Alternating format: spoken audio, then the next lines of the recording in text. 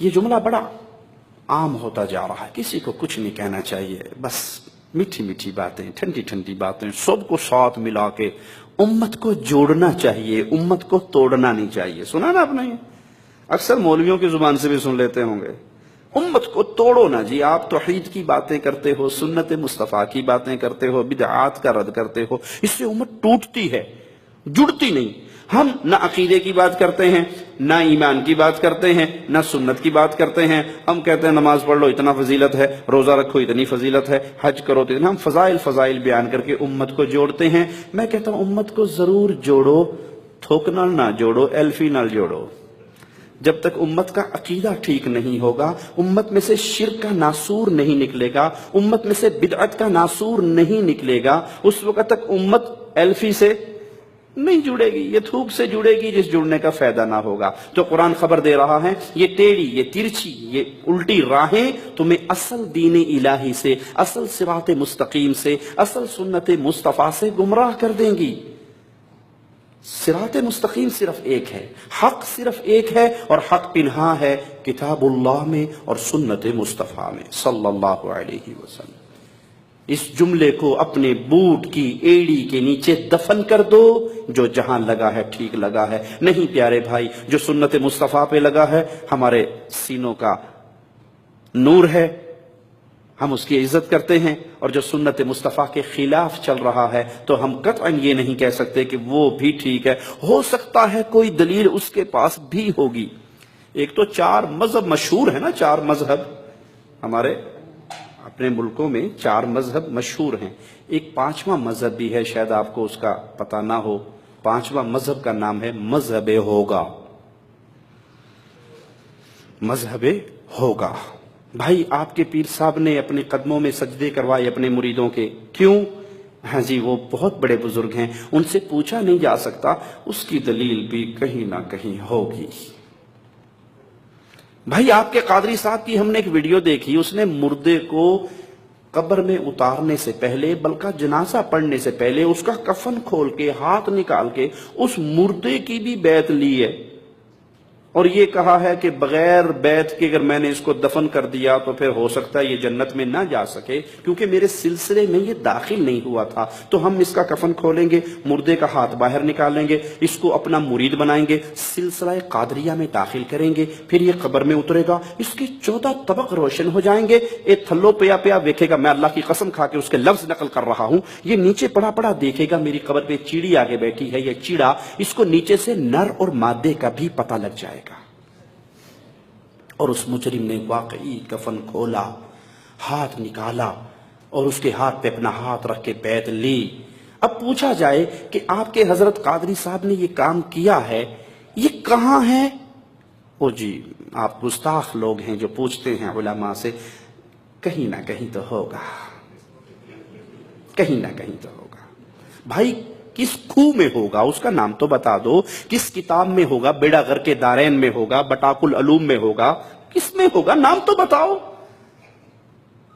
محمد کریم صلی اللہ علیہ وسلم کی سنت کا دشمن ہے وہ انسان جو یہ سمجھتا ہے جو جہاں لگا ہے ٹھیک، اور یہ وہ دروازہ ہے جس سے بدعات کا سیلاب داخل ہوتا ہے۔ ایک بدعت نہیں آتی، بدعات کا سیلاب آتا ہے، جو جہاں لگا ہے ٹھیک۔ کوئی سینہ پیٹ رہا ہے، ٹھیک ہے، کوئی کوئلوں پہ کوئلے جلا کے ماتم کر رہا ہے، ٹھیک ہے، کوئی گھوڑے کے نیچے سے گزر رہا ہے، ٹھیک ہے، کوئی گھوڑے کا تھوک چاٹ رہا ہے، ٹھیک ہے، جو دلدل کے سامنے آ کے رکوع کر کے اس کے کان کے اندر بولتا ہے مجھے بیٹا چاہیے، 9 مہینے سے پہلے حسین کی دلدل اس کو بیٹا دے دیتی ہے، ٹھیک ہے، جو جہاں لگا ہے ٹھیک ہے۔ محمد کریم صلی اللہ علیہ وسلم پہاڑ پہ چڑھے تھے، اہل مکہ کو مخاطب کیا تھا اور کہا تھا قولوا لا الہ الا اللہ۔ ایک جملہ، سب غلط ہیں، ایک جملہ سچا ہے۔ کفار مکہ نے آ کے ابو طالب کے سامنے شکایت ہی یہ کی تھی، تیرے بھتیجے نے گھر گھر میں لڑائی ڈلوا دی۔ آج کوئی نوجوان ہمارے مشائخ کے دروس میں آ کے جالیات سے جڑ کے مواحد بن جائے تو انڈیا پاکستان میں بابے کیا کہتے ہیں؟ اے منڈا بھابی ہو گیا، ساڑھے گھر تھے روڑا ہی پہ گیا، لڑائی پڑ گئی ہمارے گھر۔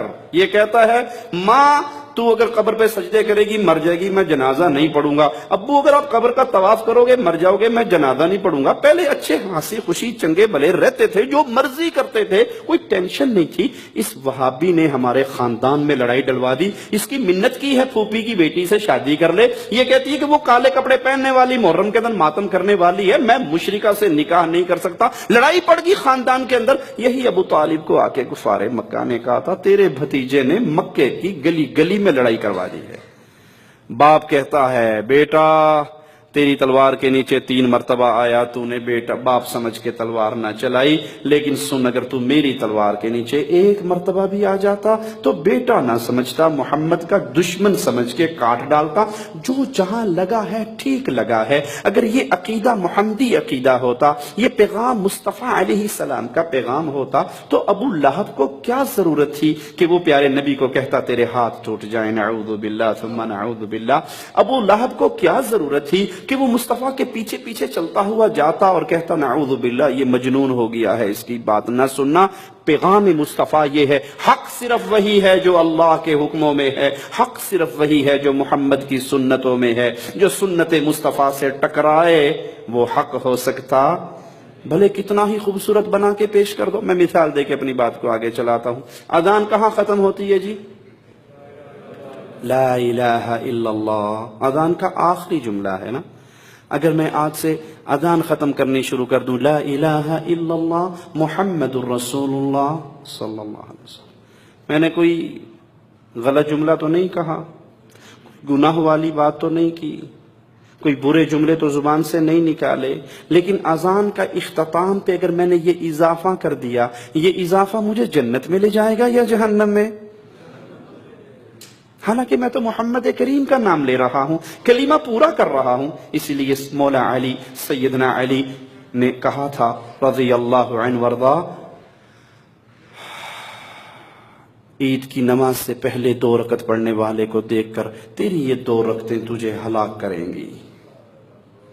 اس نے تڑپ کے کہا تھا علی رضی اللہ عنہ وارضا، زبان حال سے اس کے جذبات کی ترجمانی کرنے، ہاتھوں ہوڑا رکھو، ان سخت فتویٰ نہ لاؤ، میری 2 رکعتیں مجھے ہلاک کریں گی؟ میں تو اللہ کے لیے نماز پڑھ رہا ہوں۔ کہاں پڑھ تو اللہ کے لیے رہا ہے، لیکن عید کی نماز سے پہلے محمد کریم نے عیدگاہ میں کوئی نفل نہیں پڑھے صلی اللہ علیہ وسلم۔ کہا کوئی بات نہیں، نبی نے نہیں پڑھے کوئی بات نہیں، کام تو اچھا ہے نا، میں پڑھ رہا ہوں اللہ کے لیے پڑھ رہا ہوں، گناہ تو نہیں کر رہا۔ کہا اگر یہ اچھا کام ہوتا تو محمد کر کے جاتے، امت کو بتا کے جاتے۔